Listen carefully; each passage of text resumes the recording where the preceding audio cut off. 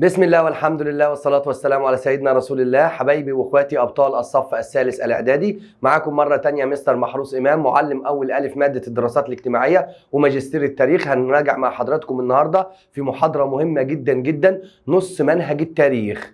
نص منهج التاريخ بتاع الترم الأول اللي هو الوحدة الثالثة في ترتيب الوحدات عندنا، أو الوحدة الأولى في منهج التاريخ. الوحدة الثالثة اللي بتبدأ من أول مصر بين المماليك والعثمانيين أو دخول العثمانيين مصر لحد الدرس بتاع مين؟ محمد علي وبناء مصر مين؟ الحديثة. فأسئلة مهمة جدا جدا هتجمع كل محتوى الوحدة دي كلها، مش مجرد إن احنا هنجاوب بس، هنجاوب ونشرح ونقول الحاجات دي جت إزاي. فركز معايا كويس جدا جدا، عشان كده لو أنت ركزت في المحاضرة دي يبقى أنت لميت بنسبة 100% إن شاء الله 50% من منهج التاريخ. تمام؟ طبعا الأسئلة معانا من كتاب مين؟ من كتاب الامتحان اللي بفضل ان مع اغلب الناس، عشان كده بحاول احل منه، لان بتبقى الاسئله كلها موجوده مع كل الناس، او الكتاب ده منتشر جدا مع ناس كتير. فركز معايا وابدا كده معايا نحل مع بعض. تمام؟ معايا السؤال الاول جايب لي بيقول لي اكمل الجدولين الاتيين. جايب لي جدول بيقول لي المعركه الاطراف بتوعها ما بين مين ومين والنتائج. معركه جلديران سنه 1514 ميلاديه، نتائجها انتصار سليم الاول ودخوله تبريز. المعركه دي كانت ما بين مين ومين؟ برافو عليكم. جلديران يبقى دي خاصه بالصفويين، وسليم الاول ده مين؟ ده العثمانيين. يبقى معركه جلديران ما بين العثمانيين بقياده سليم الاول ما بين الصفويين. تمام؟ طيب بعد كده معركه مرج دابق 1516، برضو عايز الاطراف. طبعا نتيجتها هزيمه القوات المملوكيه واصبحت الشام ولايه عثمانيه. مرج دابق ما بين العثمانيين برضو بقياده سليم الاول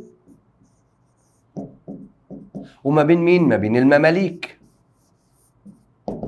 هنا معركة الريدانية ما بين العثمانيين ضد المماليك. العثمانيين ضد المماليك. نتيجة المعركة دي طبعا انتصار العثمانيين وهزيمة المماليك، وأصبحت مصر ولاية عثمانية وانتهاء دولة مين؟ المماليك. يبقى انتهاء دولة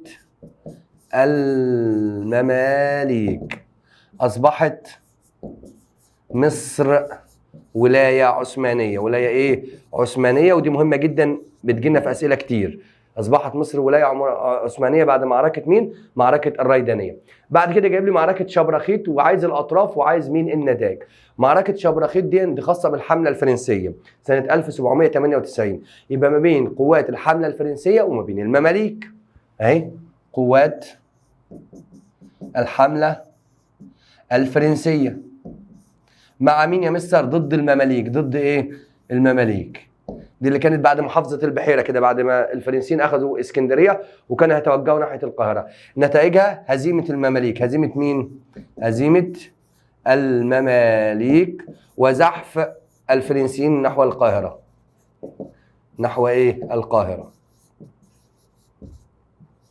تمام؟ طيب معركة امبابة ما بين الفرنسيون ضد المماليك. الفرنسيون ضد ضد المماليك. دي قبل القاهرة. هزيمة المماليك ودخول الفرنسيون القاهرة وفرار مراد بك إلى الصعيد وإبراهيم بك والوالي العثماني إلى بلاد مين؟ الشام. يبقى هنقول أهم حاجة دخول الفرنسيين الفرنسيون القاهرة وفرار مراد بك إلى الصعيد وإبراهيم بك والوالي العثماني إلى إلى الشام. تمام؟ دي معركة مين؟ امبابة. معركة أبي قير البحرية دي ما بين الأسطول الإنجليزي والأسطول الفرنسي. الأسطول الإنجليزي بقيادة مين؟ نيلسون، والأسطول بتاع الحملة مين؟ أسطول الفرنسيين. أسطول مين؟ الفرنسيين. اف يعني فرنسيين ويعني انجليزي. تمام كده؟ نتيجتها طبعا دي مهمة جدا، تحطيم سفن الأسطول الإنجليزي لسفن الأسطول الفرنسي، شعور الفرنسيون بأنهم محاصرون داخل مصر، قطع الإمدادات التي تصل إلى الحملة من مين؟ من فرنسا، محاصرة الإنجليز للشواطئ المصرية، ضعفت آمال فرنسا في السيطرة على سواحل البحر مين؟ المتوسط. دي كلها نتائج معركة أبي قير مين؟ البحرية. معركة أبي قير البرية ما بين الجيش العثماني وما بين الجيش الفرنسي بقيادة نابليون. بقيادة مين؟ بقيادة نابليون. والمعركة دي يا أولاد اللي بعدها نابليون هيترك الحملة في مصر ويرجع مين؟ ويرجع فرنسا. نتيجتها هزيمة الأسطول أو القوات العثمانية، هزيمة القوات مين؟ العثمانية. تمام كده؟ ده أول جدول. بعد كده الجدول اللي بعد كده عايز المدن، أهم المدن اللي عندنا. واحد، مدينة عاصمة الدولة الصفوية واستولى عليها سليم الأول بعد معركة جلديران. دي مين المدينة دي يا مستر؟ أيوة برافو عليكم، مدينة تبريز. مدينة إيه؟ تبريز. طيب، تم نقل أمهر الصناع المصريين إليها في العصر العثماني، اللي هي عاصمة الدولة العثمانية يا جماعة، الأستانة. الأستانة. طيب، قاوم أهلها القوات الفرنسية بزعامة حاكمها محمد كريم. أول ما يجي محمد كريم يبقى مين؟ الإسكندرية. اسكندرية. استولى عليها نابليون وارتكب فيها مذبحة بشرية. برافو عليكم، مذبحة يافا البشرية.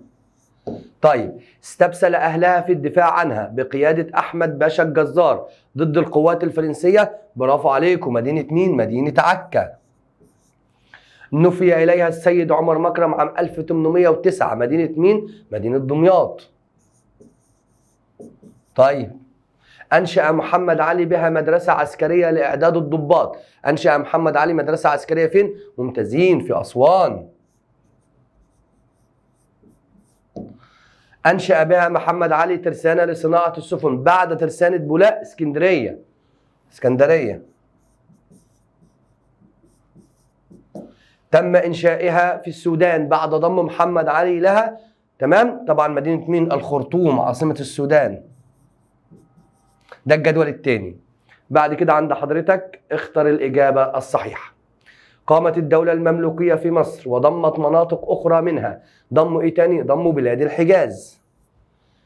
فقدت دولة المماليك أهميتها كوسيط تجاري بسبب الكشوف الجغرافية. ليه يا مستر؟ بسبب اكتشاف طريق رأس الرجاء مين؟ الصالح. فبقت السفن بدل ما بتعدي بدولة المماليك بتعدي بالطريق بتاع طريق رأس الرجاء الصالح اللي بيمر حول قارة افريقيا. تغير وضع مصر السياسي وتبعيتها السياسية بعد معركة. وضع مصر السياسي بعد ما كانت تابعة دولة مستقلة دولة المماليك أصبحت تابعة لمين؟ لدولة مين؟ العثمانيين. يبقى تغير وضعها بعد معركة مين؟ الريدانية. أصبح نقط الحاكم الفعلي لمصر. أول ما تلاقي كلمة الحاكم الفعلي لمصر يبقى علي بيك الكبير. علي بيك مين؟ الكبير. طيب، ضمت الطبقة الوسطى من المجتمع أثناء العصر العثماني. قلنا المجتمع أثناء العصر العثماني طبقتين، طبقة حكام وطبقة محكومين. المحكومين اللي هم المصريين كانوا طبقتين، طبقة وسطى وطبقة دنيا. فمين من دول من أفراد الطبقة الوسطى؟ هل الأتراك ولا المماليك ولا كبار التجار ولا الفلاحين؟ كبار التجار. طيب، أبحرت الحملة الفرنسية متجهة إلى مصر من ميناء طولون. سهل جدا ومباشر. واجه أهالي الإسكندرية الحملة الفرنسية عام 1798 بقيادة مين؟ محمد كريم. فر مراد بك بعد هزيمة الفرنسيين في معركة إمبابة إلى مراد بك، يبقى راح الصعيد، إنما إبراهيم بك والوالي العثماني راحوا بلاد مين؟ بلاد الشام. حدث فراغ سياسي في مصر بعد معركة. يعني فراغ سياسي يعني مفيش قوة حاكمة، مفيش حد بيحكم البلاد. طبعا بعد معركة مين؟ معركة إمبابة. ليه يا مستر؟ لأن بعد معركة إمبابة فر مراد بك للصعيد وإبراهيم بك والوالي العثماني لبلاد الشام، فما فيش حد بيحكم دلوقتي. ترتب على معركة أبي قير البحرية رحيل نابليون إلى فرنسا، ولا تحطم سفن الأسطول الإنجليزي، ولا توقف حركة التجارة الخارجية، ولا عودة مراد بك إلى القاهرة؟ برافو عليكم، توقف حركة التجارة مين؟ الخارجية لمصر. ودي من النتائج الخاصة بالمصريين. ما هو نتائج معركة أبي قير البحرية تحطم سفن الأسطول الفرنسي وشعور الفرنسيين بأنهم محاصرون داخل مصر وقطع الإمدادات التي تأتي إليهم من فرنسا ومش عارف وضعف الروح المعنوية للجنود الفرنسيين وضعف آمالهم في السيطرة على سواحل البحر المتوسط. كل ده خاص بمين؟ بالفرنسيين. انما توقف حركه التجاره الخارجيه لمصر دي خاصه بمين؟ بالمصريين. فممكن يجيب لي سؤال غير مباشر، كان من نتائج معركه ابي قير البحريه تاثير مباشر على المصريين. ما تقوليش كل ده كله، هي واحده بس، توقف حركه التجاره الخارجيه لمين؟ لمصر. اتبع اهالي حرب المناوشات والمعارك المتفرقه. طبعا اهالي الصعيد. اهالي مين؟ الصعيد. شرع يعني بدأ شرع نابليون في تحصين القاهرة امتى؟ بعد ثورة القاهرة الأولى. ممتازين. قامت ثورة القاهرة الثانية أثناء قيادة مين للحملة الفرنسية؟ ثورة القاهرة الثانية قامت على كليبر. اطلع المصريون على بعض ملامح الحياة الديمقراطية في أوروبا من خلال مشاركتهم في الحياة الديمقراطية، أخذ الآراء يعني بكل بساطة. فإيه الحاجات اللي كانت من نتائج الحملة الفرنسية واتعملت في مصر وتعتبر يعني صورة من صور الديمقراطية اللي كانت منتشرة في أوروبا؟ طبعا من خلال مين؟ الدواوين، اللي هي تدريب الأعيان والعلماء على مجالس الشورى وتلقي الآراء فيما يعود على الأهالي بالنفع. ده اسمها إيه؟ ديمقراطية. اجتمع زعماء الشعب بدار المحكمة في مايو 1805 وقرروا عزل مين اللي قرروا يعزلوه؟ خورشيد باشا. خورشيد ايه؟ باشا. حاول السلطان العثماني نقل محمد علي خارج مصر عام 1806 بضغط من مين؟ الدولة اللي ضغطت على السلطان العثماني عشان ينقل محمد علي خارج مصر؟ طبعا مين؟ بريطانيا. تمام؟ سعت بريطانيا في مطلع القرن ال19. يعني ايه مطلع؟ يعني بداية القرن ال19 اللي هو 1805 مثلا او 1807 مثلا او 1810. مطلع يعني بدايته. تمام؟ سعت بريطانيا في مطلع القرن ال19 لتولية حكم مصر لحلفائها من المماليك. يقصد بها مين دون؟ حد عارف؟ بتولية مين؟ إبراهيم بيك الألف، محمد بيك الألفي. محمد بيك مين؟ الألفي اللي كان من المماليك. فشلت حملة فريزر على مصر عام 1807 بسبب مقاومة مين اللي قاوم حملة فريزر؟ هل المماليك؟ هل الأتراك؟ هل المصريين؟ هل الفرنسيين؟ طبعا مين؟ المصريين. بعد كده قام محمد علي بنفي عمر مكرم إلى اسكندرية ولا رشيد ولا دمياط ولا أسوان؟ إلى دمياط. إلى إيه؟ دمياط. بدأ محمد علي تطبيق سياسة الحكم المطلق بعد قضاء على الزعامة الشعبية ولا هزيمة الحملة الإنجليزية ولا فشل تنفيذ فرمان يوليو 1806 ولا مذبحة القلعة؟ ركزوا معايا. محمد علي انفرد بالحكم على خطوتين. الخطوة الأولى لما تخلص من الزعامة الشعبية، بس انفرد تماما ومفيش أي حد على الساحة قصاده في مصر بعد ما تخلص من المماليك في مذبحة القلعة. طب أنا هنا يا مستر بيقول لي بدأ، يبقى البداية بدأ ينفرد أو يطبق سياسة الحكم المطلق. يعني إيه حكم مطلق؟ يعني يحكم لوحده، مفيش حد شريكه في الحكم. يبقى هنا بعد ايه؟ القضاء على الزعامه ايه؟ الشعبيه. لكن لو قال لي انفرد محمد علي بالحكم المطلق تماما بعد مذبحه القلعه او بعد القضاء على المماليك. أقام محمد علي إصلاحات في الزراعة عن طريق عمل إيه؟ استثمارات أجنبية، إلغاء المحاصيل التقليدية العادية، يعني الاهتمام بالري والتعليم الزراعي، اتباع نظام الالتزام. طبعا عمل إصلاحات في الزراعة من خلال إيه؟ الاهتمام بالري والتعليم الزراعي. ممكن يجي يقول لك دلل اهتم محمد علي بالري، هتقول له أنشأ القناطر الخيرية وأنشأ ترعة المحمودية وعمل مدرسة للزراعة وهكذا. تمام؟ ده التعليم الزراعي. ظهرت طبقة إيه في عهد محمد علي؟ كقوة اجتماعية مستقرة. تتحفظ، بتيجي اكتب ما تشيل العبارة. ايه هي الطبقة اللي ظهرت كقوة اجتماعية مستقرة؟ طبقة مين؟ البدو. تمام؟ بعد كده من ابرز البعثات العلمية التي اوفدها بعتها محمد علي الى اوروبا عمر مكرم ولا رفاعة الطهطاوي ولا سليمان الحلبي ولا محمد كريم؟ طبعا مين؟ رافع الطهطاوي وعلي مبارك. طيب، اكتسب حي بولاء خلال حكم محمد علي لمصر أهمية. حي بولاء ده اكتسب أهمية إيه؟ عسكرية، دينية، ثقافية واجتماعية، اقتصادية ودينية، عسكرية وثقافية. حي بولاء اللي محمد علي عمل فيه حاجتين، عمل فيه المطبعة الأميرية يبقى ناحية إيه؟ ثقافية، وعمل فيه ترسانة لصناعة السفن بعد كده نقلها لإسكندرية. يبقى اكتسب أهمية إيه؟ عسكرية وثقافية. عسكرية وإيه؟ وثقافية. أصبحت لمصر مكانة دولية بعد حروب محمد علي فين؟ في بلاد الشام ولا شبه الجزيرة ولا اليونان؟ بلاد اليونان، اللي هو لما الدول الأوروبية تفاوضت معاه مباشرة دون الرجوع للسلطان العثماني. أدت حروب محمد علي في اليونان إلى ضم جزيرة كريت. جزيرة إيه؟ كريت. كده خلصنا السؤال الثاني، ندخل على السؤال الثالث، صواب أو خطأ مع التصويب. ركز، ساعات بتيجي في بعض المحافظات.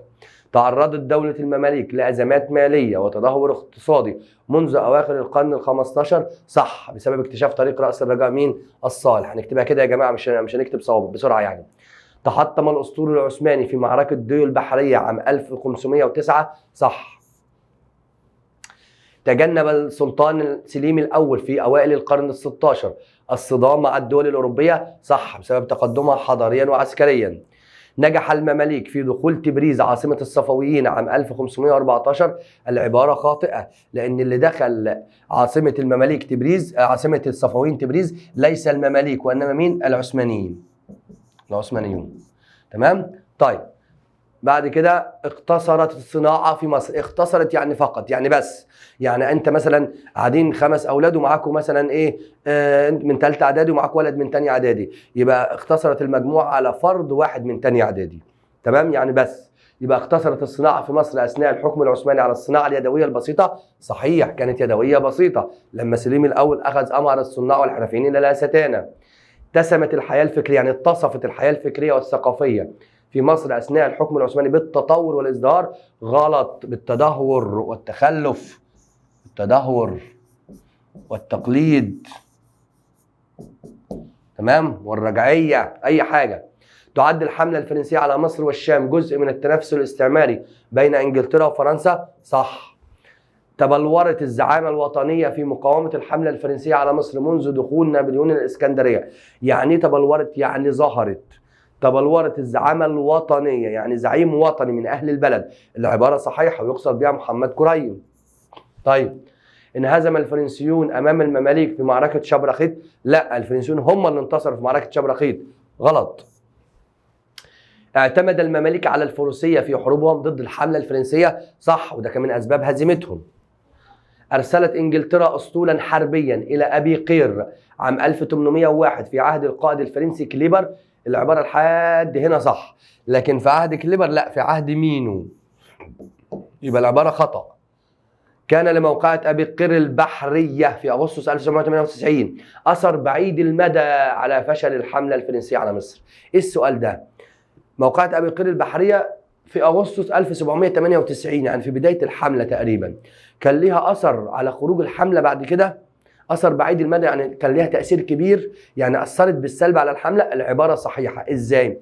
زي أنت لما تكون لعيب كورة مثلا، او لما بلاش انت يا عم، لما يكون في لعيب كوره مثلا مشهور ويصاب اصابه معينه ويتعالج ويقعد فتره ويرجع تاني للملاعب، بعدها تلاقي مستواه بدا يقل، هوب هوب، وتلاقيه لا قدر الله ايه، اعتزل، ما قدرش يكمل لعب. ليه؟ هو ما اعتزلش بعد الاصابه اللي حصلت له، اعتزل بعدها بفتره، بس السبب الاصابه اللي حصلت له من زمان، من كام سنه كده. يبقى ادي معنى كلمه كان لموقعة ابي قير البحريه اثر بعيد المدى على فشل الحمله. العباره ايه؟ صح.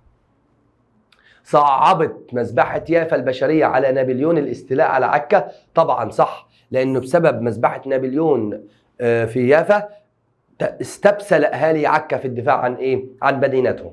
استطاعت القوات الفرنسية إخضاع أهالي الصعيد. غلط، فشلت. فشلت، لم تستطع. يبقى بدل استطاعت نقول إيه؟ فشلت.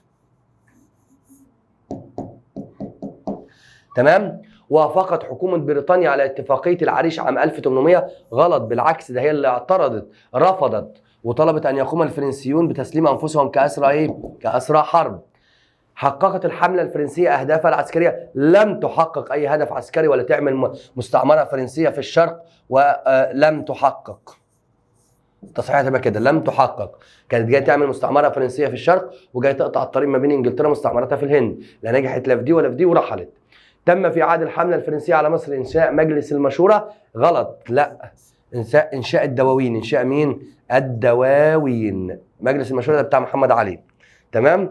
ايقظت الحمله الفرنسيه الروح القوميه لدى المصريين. ايقظت يعني صحت فيهم الروح القوميه، يعني حب البلد والدفاع عنها والكلام ده. العباره صحيحه طبعا، وظهر ذلك بعد كده لما اختاروا محمد علي. نجح علماء الحمله الفرنسيه في دراسه المسائل الطبيعيه والتاريخيه لمصر. طبعا صح، من خلال المجمع العلمي واكتشاف حجر رشيد. شهدت مصر عقب خروج الحملة الفرنسية حالة من عدم الاستقرار السياسي. صحيح، حيث تصارع على الحكم الإنجليز والمماليك والعثمانيين. جاهر محمد علي بالانضمام إلى العلماء والمشايخ أثناء ثورة الشعب في مارس 1804. صحيح، وده اللي خلى الشعب حبه. أرثى العلماء قواعد الحكم الدستوري لمصر منذ مطلع القرن ال19. يعني أرثى يعني أسسوا، يعني وضعوا قواعد الحكم الدستوري منذ مطلع القرن ال19، يعني 1800 وكام؟ 1805. يقصد بيها الحته دي كلها يا جماعه الحكم الدستوري، اللي هو ان الحاكم لما بيحكم ما بيحكمش بمزاجه، بيحكم بناء على قوانين. فهنا اللي يقصد بيها العباره دي لما عزلوا خورشيد باشا وعينوا محمد علي بشروطهم، فهنا شرطوا على محمد علي الا يبرم امرا او يصدر امرا الا بالرجوع اليهم، فده اسمه حكم دستوري، يعني الحاكم ما يحكمش لوحده. تمام، يبقى العباره صحيحه. حاولت انجلترا تدعيم يعني تقويه موقف محمد علي بعد توليه السلطه؟ بالعكس، دي حاولت ان هي ايه؟ تعزله. اقدم محمد علي على خلع السيد عمر مكرم من نقابه الاشراف؟ صحيح، دي في البدايه قبل ما ينفيه الى دمياط. حرص محمد علي على حرمان الزعامه الشعبيه من تولي المناصب الرفيعه في الدوله؟ حصل. تمام كده؟ طيب لا عفوا، دي يا شباب، دي مش الزعامه الشعبيه، دي المماليك. دي المماليك، ولو انها برضو ممكن تمشي على يعني على عمر مكرم ان هو عزله من مين؟ من نقابه الاشراف، بس هي عشان واضحه عندكم في الكتاب، حرص مين اللي حرمهم من تولي المناصب الرفيعه في الدوله؟ لان الدوله كلها مش نقابه الاشراف، نقابه الاشراف خاصه بيهم، فنمشيها المماليك، يبقى دي تعتبر ايه؟ غلط. تمام؟ نظم محمد علي الاقتصاد المصري في الزراعه والصناعه على اساس نظام الالتزام؟ لا، الالتزام ده كان ايام العثمانيين، لكن ده نظام مين؟ الاحتكار، يبقى غلط. اثرت سياسه محمد علي الاقتصاديه في تشكيل البناء الاجتماعي في مصر؟ صح. بعد كده اهتم محمد علي بشؤون الري فقام بحفر ترعه المحموديه؟ صحيح، صواب.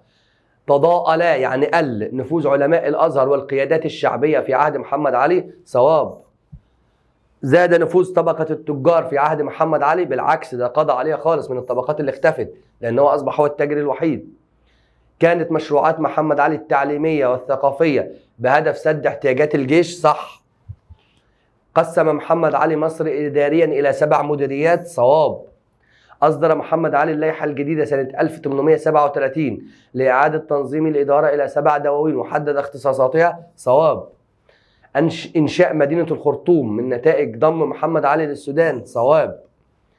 كانت حروب السودان نقطة تحول في العلاقات بين مصر والدولة العثمانية؟ لا، اللي كانت نقطة تحول حروب اليونان. حروب مين؟ حروب اليونان هي اللي خلت الايه؟ محمد علي بقى ايه؟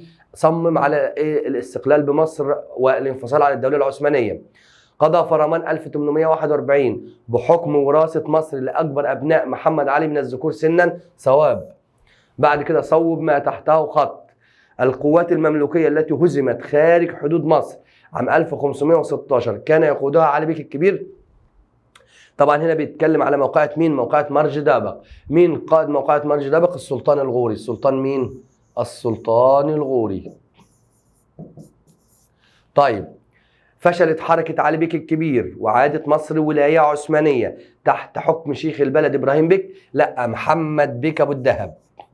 محمد بيك أبو الدهب. اعتقلت القوات الفرنسية مراد بك وقامت بإعدامه رميا بالرصاص. طبعا مين اللي أعدم رميا بالرصاص عليه رحمة الله؟ محمد كريم في اسكندرية.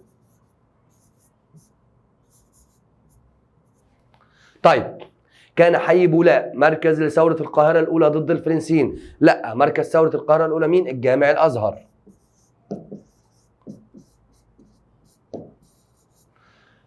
تفاوض كليبر مع العثمانيين لعقد اتفاقية لندن عام 1800. الاتفاقية اللي عملها كليبر مع العثمانيين عشان يرحل بالحملة اتفاقية العريش.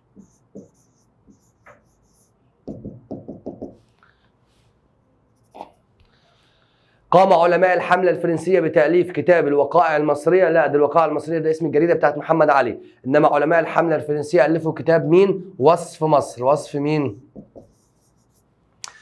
وجهت حملة فريزر أنظار الدول الأوروبية إلى أهمية موقع مصر الجغرافي والاستراتيجي؟ لا، الحملة اللي وجهت أنظار الدول الأوروبية لأهمية موقع مصر هي الحملة الفرنسية.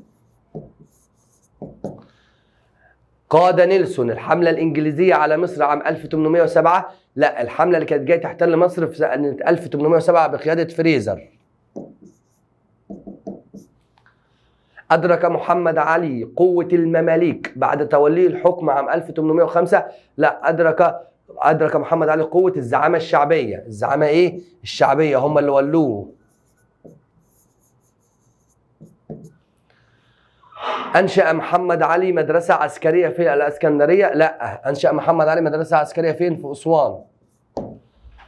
طيب، صدرت صحيفة الأهرام في عهد محمد علي؟ لا، الصحيفة اللي صدرت في عهد محمد علي صحيفة مين؟ الوقائع المصرية. أنشأ محمد علي عدة دواوين مثل ديوان القاهرة؟ لا، ديوان المشورة. تعرف حروب محمد علي في بلاد الشام بالحروب الوهابية. الحروب الوهابية كانت فين؟ في شبه الجزيرة العربية. يبقى حروب محمد علي في شبه الجزيرة مين؟ العربية. معانا السؤال الخامس بعد كده. اكتب ما تشير إليه كل عبارة مما يأتي. طريق اكتشف عام 1498 فكان سببا للتدهور الاقتصادي لدولة المماليك. طبعا عارفينه، طريق رأس الرجاء الصالح. طريق رأس الرجاء الصالح. بعد كده معركة انتصر فيها سليم الأول على الصفويين عام 1514، جلديران. إمارة استولى عليها السلطان العثماني سليم الأول أدت إلى معركة مرج دابق في بداية الاحتكاك مع المماليك. إمارة ذي القادر على الحدود بينه وبين مين؟ بين المماليك. معركة حربية تحولت بعدها مصر إلى ولاية عثمانية، معركة الريدانية. نظام أثقل الفلاح بالضرائب المفروضة على الأراضي الزراعية أثناء العصر العثماني. طبعا نظام مين؟ نظام الالتزام. علوم احتفظت بمكانتها وأهميتها في مصر خلال العصر العثماني. العلوم الشرعية أو العلوم الدينية.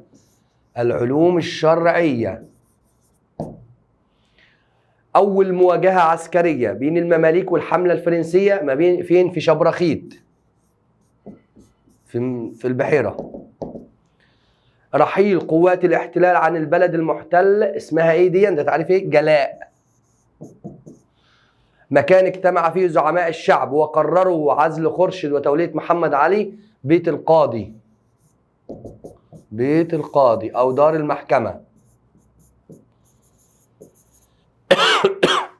أدرك محمد علي على أنها الدعامة الأساسية لتحقيق أهدافه وبناء الدولة الحديثة. طبعا مين؟ القوات المسلحة أو الجيش أو القوات العسكرية، الجيش. طيب، معركة تحطم فيها الأسطول المصري أثناء حروب محمد علي في اليونان، معركة نفارين البحرية.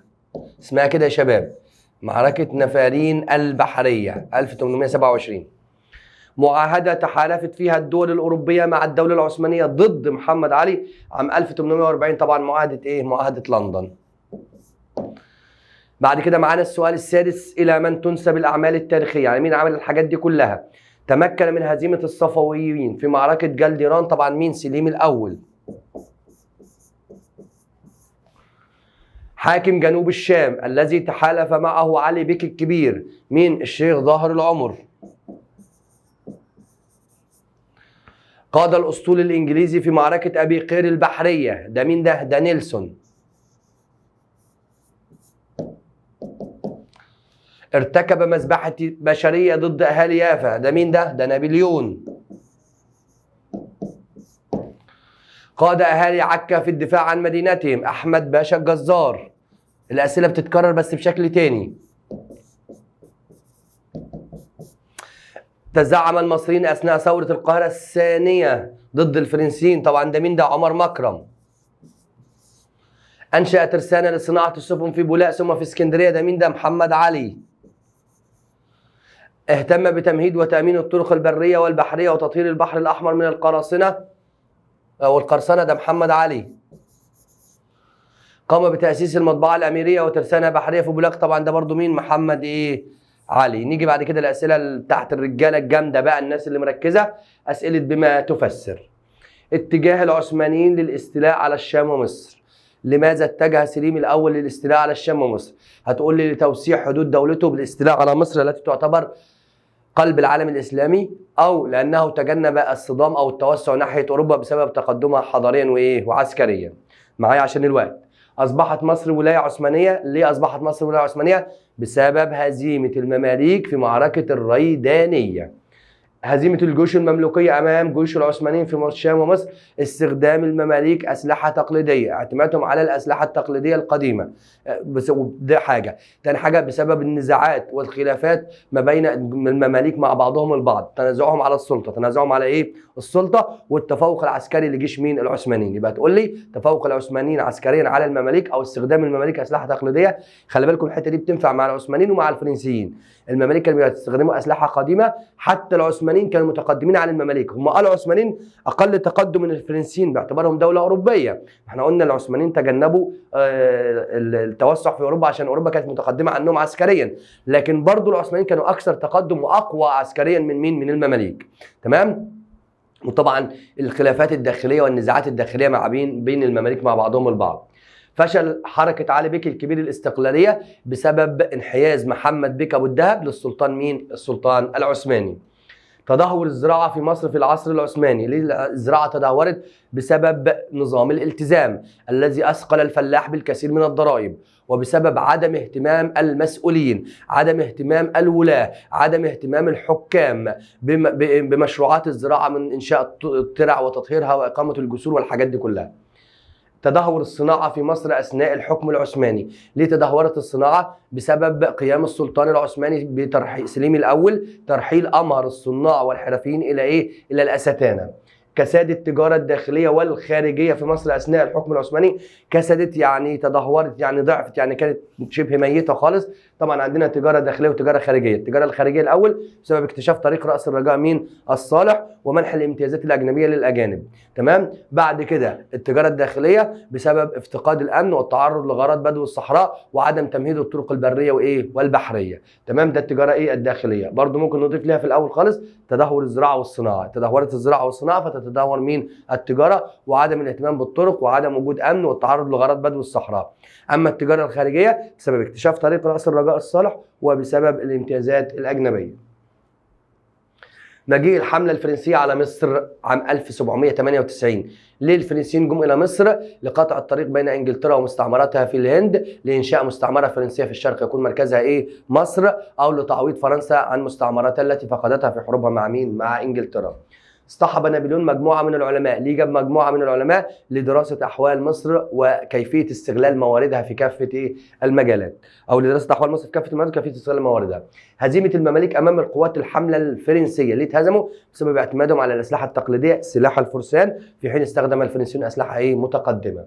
فشل قوات الحملة الفرنسية في إخضاع أهالي الصعيد بسبب اتباع أهالي الصعيد حرب المناوشات عفوا والمعارك المتفرقة، والتي أنهكت قوات الفرنسيين بسبب طول مين؟ الوادي. يبقى بسبب اتباعهم حرب المناوشات. قيام ثورة القاهرة الأولى عام 1798 بسبب فرض نابليون العديد من الضرائب، وقيام جنود الحملة بتفتيش البيوت بحثا عن الأموال، وهدم البيوت وهدم المساجد والمناطق الأثرية بحجة تحصين القاهرة.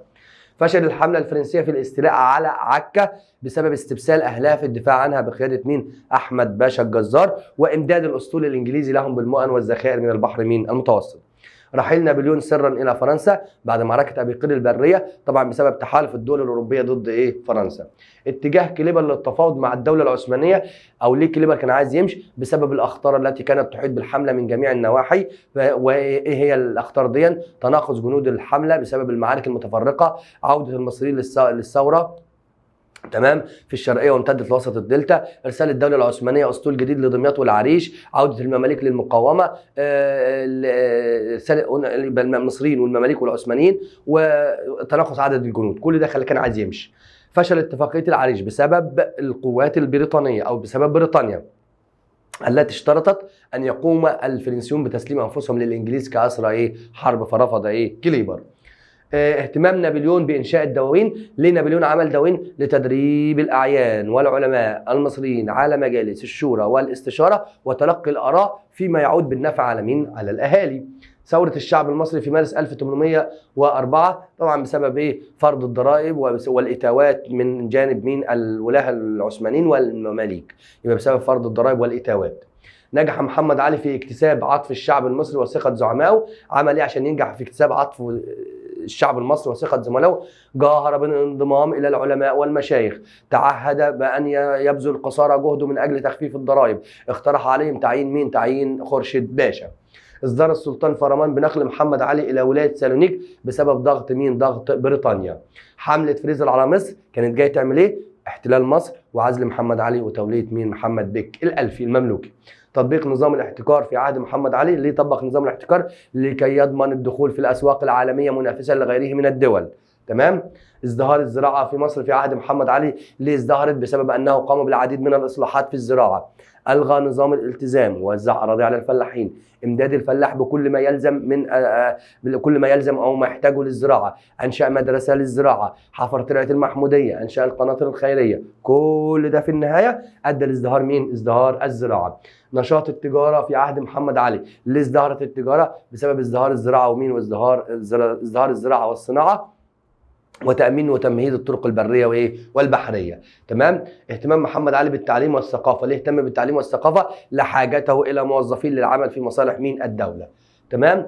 إنشاء محمد علي المطبعة الأميرية في بولاق لطباعة الكتب المدرسية وطباعة صحيفة الوقائع مين؟ الوقائع المصرية والكتب الأدبية. حروب محمد علي في شبه الجزيرة العربية. ليه حارب في شبه الجزيرة العربية؟ ليه حارب الحركة الوهابية؟ بسبب أو بطلب من السلطان مين؟ العثماني للقضاء على الحركة الوهابية. يبقى كان ذلك، تقول له كان ذلك لتنفيذ أوامر السلطان العثماني بالقضاء على الحركة إيه؟ الوهابية. تمام؟ ضم محمد علي للسودان. ليه ضم السودان؟ لتحقيق اسباب سياسيه اقتصاديه وعسكريه وايه؟ وسياسيه. حروب محمد علي في بلاد اليونان برضه لمسانده السلطان العثماني ضد ثوار المورا. ضد ثوار مين؟ المورا في اليونان. توتر العلاقه بين محمد علي والسلطان العثماني في نهايه حروب اليونان. ليه توترت العلاقه ما بينهم؟ بسبب تفاوض الدول الاوروبيه مع محمد علي مباشره دون الرجوع لمين؟ للسلطان مين؟ العثماني. ماشي؟ يبقى ليه توترت العلاقه ما بينهم؟ ليه الدنيا كهربت ما بينهم؟ بسبب تفاوض الدول الاوروبيه مع محمد علي ايه؟ مباشره بعد لانهاء الحرب. عقد معاهده لندن. ليه عقدت معاهده لندن؟ لان الدول الاوروبيه كانت ترى ان محمد علي يمثل الايه؟ خطر على التوازن الدولي. لان الدول الاوروبيه انجلترا وفرنسا كانوا يرون ان محمد علي يمثل خطر على التوازن مين؟ الدولي. بعد كده ما النتائج المترتبه على اكتشاف طريق رأس الرجاء الصالح؟ ادى الى ايه؟ تدهور التجاره الخارجيه او الاحوال الاقتصاديه لدوله المماليك. صراع المماليك المستمر على السلطه فيما بينهم لما تصارعوا مع بعض ادى ذلك الى ضعف دوله المماليك ايه؟ سياسيا وعسكريا. سياسيا وايه؟ وعسكريا. موقعة مرج دابق نتيجتها هزيمة القوات المملوكية وانتصار العثمانيين واستيلاء سليم الأول على بلاد الشام. هزيمة المماليك أمام العثمانيين في معركة الريدانية أدى ذلك إلى دخول العثمانيين مصر وانتهت دولة المماليك في مصر وتحولت مصر إلى ولاية إيه؟ عثمانية. بعد كده انحياز محمد بك أبو الدهب للسلطان العثماني ضد علي بك الكبير أدى ذلك إلى انتهاء حركة علي بك الكبير الاستقلالية.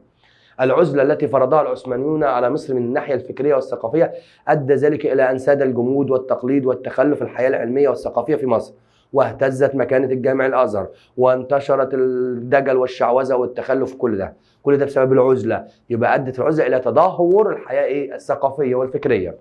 انتقال الصناع المصريين المهرة إلى عاصمة الدولة العثمانية أدى ذلك إلى تدهور الصناعة في مصر. هزيمة المماليك في معركة إمبابة على يد الفرنسيين. ايه النتيجة اللي ترتبت على ان المماليك اتهزموا في معركة إمبابة؟ ادى ذلك الى دخول الفرنسيين القاهرة وفرار مراد بك للصعيد وابراهيم بك والولي العثماني الى بلاد مين؟ بلاد الشام. معركة ابي قير البحرية قلناها كذا مرة، تحطم سفن الاسطول الفرنسي وضعف الروح المعنوية وللجنود الفرنسيين وشعورهم بانهم محاصرون داخل مصر وقطع الامدادات التي تاتي اليهم من فرنسا وتوقف التجارة الخارجية لمصر. اتباع اهالي الصعيد حرب المناوشات والمعارك المتفرقه ضد قوات الحمله الفرنسيه ادى ذلك الى صعوبه او عدم قدره العثمانيين، عدم قدره الفرنسيين في السيطره او اخضاع اهالي الصعيد. ثوره القاهره الاولى نتيجتها مش اسبابها، ركز في السؤال في الامتحان، هو عايز النتيجه ولا عايز السبب؟ طبعا قام نابليون بفرض الضرائب والغرامات على العلماء والتجار وقيامهم بتحصين مين؟ القاهره. مذبحه يافا البشريه، ادت مذبحه يافا البشريه الى استبسال اهالي عكا في الدفاع عن ايه؟ عن مدينتهم.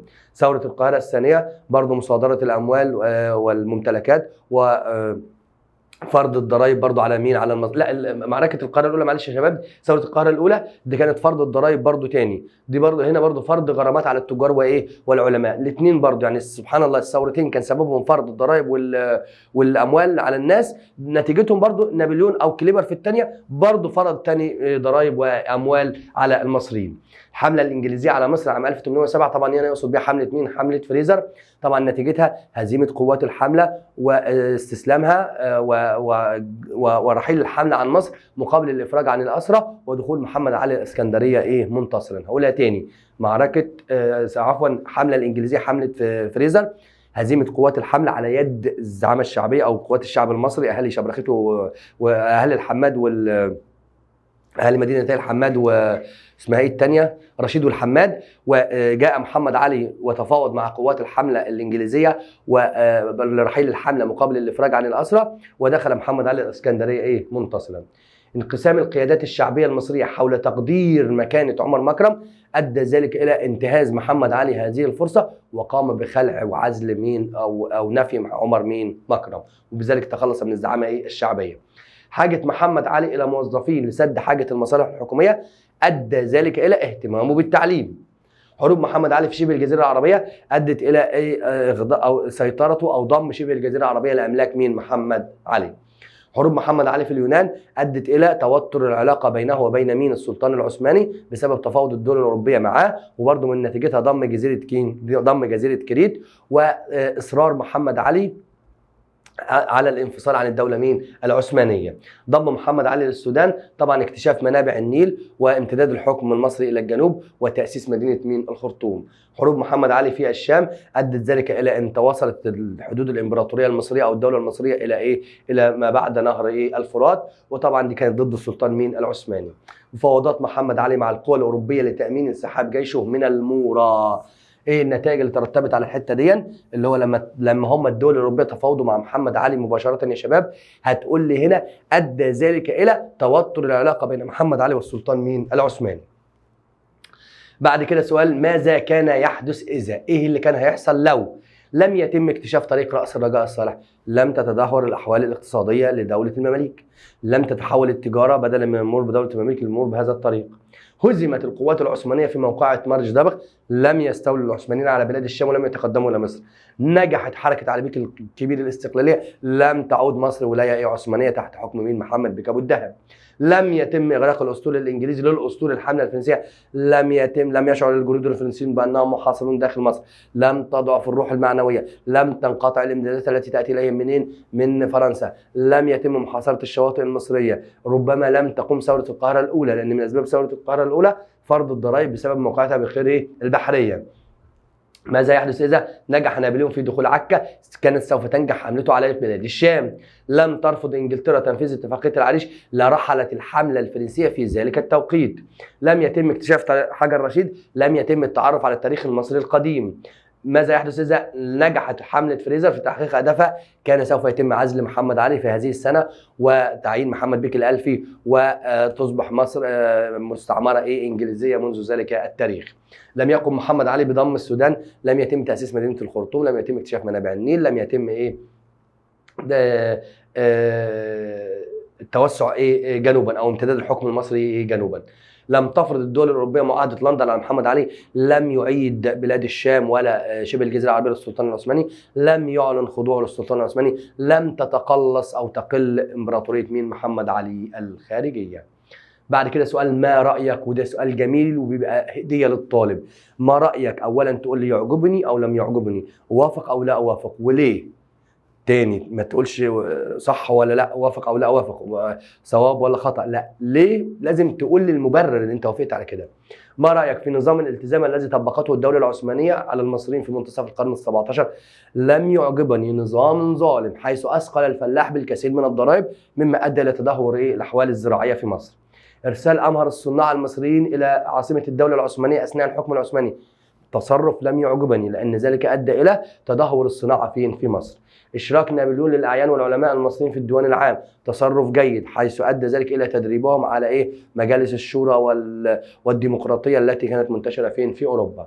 إعدام نابليون حميد يافا طبعا لا أوافق على ذلك، لأن ذلك يعتبر خيانة وعدم وفاء بالعهد الذي أخذه معهم. اختيار الشعب المصري وزعمائه لمحمد علي طبعا أوافق على ذلك، لأنه كان تصرف جميل جدا، حيث أنه لأول مرة يقوم الشعب المصري بعزل والي واختيار والي جديد بشروطهم. موقف محمد علي من الزعامة الشعبية أنا شرحتها في الدرس، ممكن تقول لي وافق أو لا أوافق. ناس تقول لا أوافق طبعا، لأنهم بذلوا مجهود كبير وكان لهم دور كبير في توليته حكم مصر، وفي مقاومة حملة فريزر اللي كانت جاي تعزله، وفي الوقوف ضد فرمان 1806 لنقله لولاية سالونيك. فلا أوافق إن هو بعد كل ده يعزلهم. واحد تاني يقول لك لا أوافق لأنهم كانوا شركاء له في الحكم، ولو ظلوا شركاء لمحمد علي ما استطاع محمد علي أن يؤسس مصر الحديثة. يبقى ده السؤال ده من حقك تعمله كده أو كده. طبعا مذبحة القلعة نفس السؤال برضو، لا أوافق لأن قتل النفس البشرية من أعظم الجرائم، ولا أوافق على ذلك. واحد تاني يقول لك أوافق لأنهم كانوا مصدر للقلق والاضطرابات داخل البلاد، وربما لو بقوا ما استطاع محمد علي تأسيس مصر الحديثة. سياسة الاحتكار اللي طبقها محمد علي برضه في ناس ممكن توافق عليها وناس ممكن ما توافقش. واحد يوافق عليها يقول لك طبعا وافق عليها لانها ادت الى بناء دوله قويه ودوله حديثه في عهد محمد علي. واحد يقول لك لا وافق عليها لانه اخذ محمد علي كل شيء، كل افرع الاقتصاد كانت في ايديه هو، فلا اوافق على ذلك. تمام. ما المقصود بالمصطلحات الاتيه؟ حق الانتفاع طبعا نظام طبقه هو العثمانيون فور دخولهم مصر، يقوم فيه الفلاح بزراعه الارض وليس له الحق في التصرف فيها، انما كانت ملك للسلطان مين؟ العثماني. مقاومه هو دفع الشعوب، رفض الشعوب للاحتلال والعمل على اخراجه بكافه الطرق. جلاء رحيل القوات المحتله عن البلد المحتل. فرمان امر من السلطان العثماني واجب التنفيذ. نظام الاحتكار انها تقول لي نظام طبقه محمد علي في بدايه حكمه لمصر، جعل الاقتصاد في ايد محمد علي، يقوم فيه الدوله بتحديد المحاصيل التي تزرع والمنتجات التي تصنع، وتحديد ثمن بيعها وثمن تجاره ثمن بيعها وثمن شرائها. أيد بالادله. تعود هزيمه المماليك لعوامل اخرى غير تفوق الجيش العثماني عسكريا. احنا قلنا من اسباب هزيمه المماليك هو تفوق العثمانيين عسكريا، لا بيقول لك في اسباب تانية. اول حاجه الصراعات الداخليه ما بين فرق المماليك المختلفه، والتدهور الاوضاع الاقتصاديه، دول برضو سببين كان لهم دور في ان هم يتهزموا. حمل نظام الحكم العثماني في ثناياه عوامل ضعفه بسبب قصر مده حكم الولي العثماني اللي كانت تتراوح ما بين عام الى 3 اعوام، وبسبب زياده سلطه الديوان والحاميه. تدهور الصناعه في مصر خلال الحكم العثماني، الدليل انها اصبحت يدويه رديئه بسيطه بسبب طبعا ترحيل السلطان العثماني سليم الاول، امهر الصناع والحرفيين الى الاستانه. اتسمت الحياه الفكريه في مصر تحت الحكم العثماني بالجمود والتخلف. هات الدليل على كده، هو انتشار او هتقول لي تدهور المجالات كلها. الناحيه الفكريه اهتزت مكانه الازهر الشريف، وانتشار الدجل والشعوذه والخرافات، ده دليل على الجمود والتخلف. تاثر وضع مصر السياسي بالصراع الاستعماري الانجليزي في نهايه القرن 17. حلو السؤال ده. وضع مصر السياسي تاثر بالصراع الاستعماري الانجليزي الفرنسي. انا لما شرحت لحضرتك الدرس قلت لك ان انجلترا وفرنسا كانوا بيتصارعوا مع بعض على المستعمرات، فده ادى الى تغير او تاثر وضع مصر السياسي. هتقول له الدليل حيث ارسلت فرنسا حمله لاحتلال مصر. تمام. وطبعا اصبحت مصر طبعا ملك المين للفرنسيين لمده ال3 سنوات دول. يبقى هتقول لي تاثر، الدليل على كده هو ارسال فرنسا حمله عسكريه لاحتلال مين؟ لاحتلال مصر. تولى كليبر امر قياده الحمله الفرنسيه على مصر، والاخطار تهدد الحمله من كل جانب. الدليل على ذلك اللي هو زي احنا ما قلنا الاخطار دي او عوده المماليك للمقاومه، ارسال الدوله العثمانيه حمله جديده لدمياط والعريش، تجدد ثورات المصريين في الشرقيه وامتدادها لوسط الدلتا، ارسال الانجليز برضه حمله جديده. تمام كده. فدي كلها الاخطار اللي خلت كليبر عايز يمشي، او الاخطار بتهددها من كل جانب. ساعدت انجلترا حلو السؤال ده. ساعدت انجلترا في اطاله فتره بقاء الحمله الفرنسيه. ازاي خلتها طولت؟ عندما رفضت انجلترا اتفاقيه العريش، لان اتفاقيه العريش عقدت في تقريبا مارس 1800، فلو وافقت كان زمانها رحلت في الوقت ده، لكن لما رفضت الاتفاقيه خلت القوات طولت شويه. كان للحمله الفرنسيه على مصر اثار في المجال الاقتصادي والاجتماعي. الاقتصادي في الزراعه والصناعه والتجاره. في الزراعه ادخلوا محاصيل جديده واهتموا بمشروعات الري. في الصناعه ادخلوا صناعات جديده زي حروف الطباعه والدباغه وغيرها. في التجاره فتحوا اسواق لمصر في الخارج. في المجال الاجتماعي اللي هو انشاء اللي هي اسمها ايه، الحجر الصحي. الحجر مين؟ الصحي في القاهره وفي الاقاليم. استطاعت الزعامه الشعبيه فرض ارادتها اكثر من مره على السلطان العثماني. برضو جميل السؤال ده وفيه تفكير. تمام كده. بني سويف 2022. فرضت الزعامه الشعبيه على السلطان اول حاجه عندما اصرت على اختيار محمد علي. تمام. تاني حاجه عندما رفضت فرمان السلطان العثماني 1806 بعزل مين؟ بعزل محمد علي. يبقى دول المرتين اللي الزعامه الشعبيه فرضت رايها على السلطان مين؟ العثماني. حاولت انجلترا التخلص من محمد علي في بدايه حكمه بالطرق السلميه والعسكريه. برضه حلوه الاسئله اللي فيها تفكير دي شويه. انجلترا حاولت تتخلص من محمد علي بطريقه سلميه وطريقه عسكريه. الطريقه السلميه عندما ضغطت على السلطان العثماني فاصدر فرمان سنه 1806 بنقل محمد علي الى ولايه ايه؟ سالونيك. اما بالطرق العسكريه عندما ارسلت حمله ايه؟ فريزر. تبع محمد علي سياسه زراعيه تهدف الى توفير اكبر قدر من الانتاج الزراعي. الدليل اكيد اللي هو اصلاحاته في الزراعه، اللي هو وزع اراضي على الفلاحين والغى نظام الالتزام ومد الفلاح بكل ما يحتاج والكلام ده. قام محمد علي بتطوير وتحديث الانتاج الصناعي في مصر. عمل ايه؟ انشا مصانع جديده وتوفير المواد الخام وارسال بعثات للخارج وترجمه الكتب الصناعه والكلام ده. تبع محمد علي سياسه تهدف الى السيطره على الانتاج الصناعي. السيطره على الانتاج الصناعي اللي هو ايه؟ تطبيق الاحتكار في الصناعه من خلال امداد الصناع بالمواد الخام وشراء المنتجات منهم بالسعر الذي تحدده الدوله. ده ازاي طبق الاحتكار في الصناعه. ازدهار النقل والمواصلات في مصر في عهد محمد علي. طبعا انه اهتم بالنقل والمواصلات، تمهيد الطرق البريه والبحريه، انشاء اسطول في البحر الاحمر والبحر المتوسط. تمام. كل ده ادى الى ازدهار النقل والمواصلات. اثرت سياسه محمد علي الاقتصاديه في تشكيل وبناء قوة اجتماعية في مصر، اللي هو في قوة ظهرت وقوة اختفت. هنقول له حيث اختفى الأتراك اختفى المماليك بصفتهم قوة حاكمة وحل محلهم أسرة محمد علي وبعض العناصر مين؟ التركية. برضو اختفت طبقة مين؟ طبقة التجار، ما كانش لهم أي لازمة. اختفت الزعامة الشعبية. تمام. ظهرت طبقة الأعيان. طبقة مين؟ الأعيان. ظهور البدو كقوة اجتماعية إيه؟ مستقرة. تمام. يبقى في طبقات اختفت وطبقات إيه؟ ظهرت. تمام. اهتمام محمد علي بالتعليم والثقافه. هات لي الدليل انه اهتم بالتعليم والثقافه. هتقول لي انشا مدارس وارسل بعثات للخارج. تمام. وانشا المطبعه الاميريه في بولاق. كل ده دليل على اهتمامه بالتعليم والثقافه. اثرت انتصارات محمد علي وازدياد نفوذه اثارت انتصارات محمد علي وازدياد نفوذه الدول الاوروبيه ضده. لما محمد علي توسع وعمل امبراطوريه كبيره ده ضايق الدول الاوروبيه منه. هات لي الدليل على كده ان هم اجتمعوا مع اللي هو خاصه انجلترا وفرنسا مع الدوله العثمانيه وفرضوا على محمد علي معاهده لندن. معاهده ايه؟ يبقى نقول له فرض معاهده لندن 1800 وايه؟ 40. معاهده لندن. ده الدليل ان هو ايه؟ اثرهم وضايقهم. تمام. معانا بعد كده نعدي كام سؤال كده لان في اسئله قارن والكلام ده ورتب مش وقتها.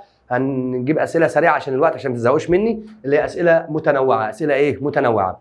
حدد عملا تاريخيا واحدا قام به كل من. يعني قول لي الراجل ده عمل ايه؟ اول حاجه سليم الاول. هتقول لي انتصر في مرج دابخ، انتصر في الريدانيه، انتصر على الصفويين في جلديران، اي حاجه خلى مصر ولايه عثمانيه مفيش مشاكل.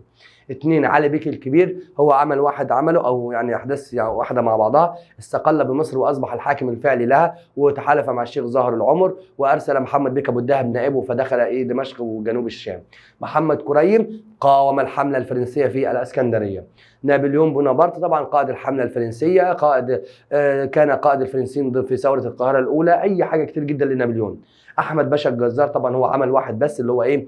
قاد اهالي عكا في الكفاح والدفاع عن مدينه عكا ضد مين؟ ضد الفرنسيين. كليبر طبعا تولى قياده الحمله بعد نابليون وكان هو قائد الفرنسيين في معركه في ثوره القاهره مين الثانيه وقام بتدمير حي بولاق. مينو هتقول لي مثلا تولى قياده الحمله بعد رحيل مين؟ بعد مقتل كليبر. مقتل ايه؟ كليبر. جمله كده عادي جدا الناس بتخاف منها بس الموضوع سهل جدا جدا. يقول لك اصبحت مصر ولايه عثمانيه منذ هزيمه المماليك على يد العثمانيين عام 1517. ماشي يا باشا، ايه المشكله؟ في ضوء العباره وضح عناصر الحكم في مصر اثناء الحكم العثماني. كانوا 4 قوى: الوالي والديوان والحاميه وحكام الاقاليم اللي هم المماليك. كيف استطاع علي بيك الكبير القيام بحركه استقلاليه وماذا كان مصيرها؟ ازاي استطاع ان هو حيث انه استقل بمصر واصبح الحاكم الفعلي لها وتحالف مع الشيخ ظاهر العمر وارسل نائبه محمد بيك ابو الدهب للغزو الشام فاستولى على مدينه دمشق. كان مصيرها الفشل، فشلت بسبب تحالف او انضمام محمد بيك ابو الدهب الى السلطان مين؟ العثماني. لم تكن الحمله، السؤال اللي بعد كده، لم تكن الحمله الفرنسيه على مصر مجرد حمله عسكريه تقليديه يعني عاديه للغزو والاحتلال. في ضوء العباره اجب عما ياتي. حدد اسباب الحمله الفرنسيه. هنقول اسباب الحمله الفرنسيه تعويض فرنسا عن فقدان مستعمراتها بانشاء مستعمره فرنسيه في الشرق، قطع الطريق بين انجلترا ومستعمرتها فين؟ في الهند. وضح اثر الحمله الفرنسيه في نمو الروح القوميه عند المصريين. اقول له كان للحمله الفرنسيه اثر كبير في نمو الروح القوميه لدى المصريين، وقد ظهر ذلك بعد رحيل الحمله عندما تمسك المصريون بحقهم في اختيار من يحكمهم، اللي طبعا مين؟ محمد علي. ماذا كان يحدث اذا اقتصرت الحمله الفرنسيه على العسكريين فقط؟ نابليون جاب معاه مجموعه من العلماء. لو جاب عسكريين فقط لم يكن هناك نتائج علميه للحمله الفرنسيه، مثل دراسه مشروع توصيل البحر الاحمر المتوسط، تاليف كتاب وصف مصر، طبعا ده كله ما كانش هيحصل. تمام كده، اكتشاف حجر رشيد والتعرف على التاريخ المصري القديم. ماشي. بعد كده بيقول لك كان قرار زعماء الشعب بتوليه محمد علي واليا على مصر أول حادثة مهمة في تاريخ مصر الحديث تدخل فيها الشعب المصري لاختيار حاكمه بنفسه. في ضوء العبارة كيف تقرب محمد علي من زعماء الشعب؟ هقول إنه جاهر بالانضمام للعلماء والمشايخ، انضم للاهالي الساخطين، تعهد ببذل قصارى جهده من اجل تخفيف الضرائب، اقترح تعيين خورشيد باشا. وضح موقف محمد علي من الزعامه الشعبيه بعد توليه حكم مصر. طبعا عمل على التخلص من الزعامه الشعبيه، وحدث ذلك بنفي عمر مكرم الى دمياط.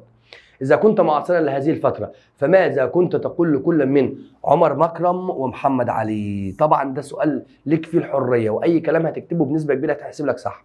هتقول لعمر مكرم أنت بطل، أنت رجل قومي، أنت رجل وطني تدافع عن بلدك وخدت ثورة القاهرة الثانية ضد الظلم الفرنسي، وكذلك كان لك دور كبير في اختيار مين؟ محمد علي.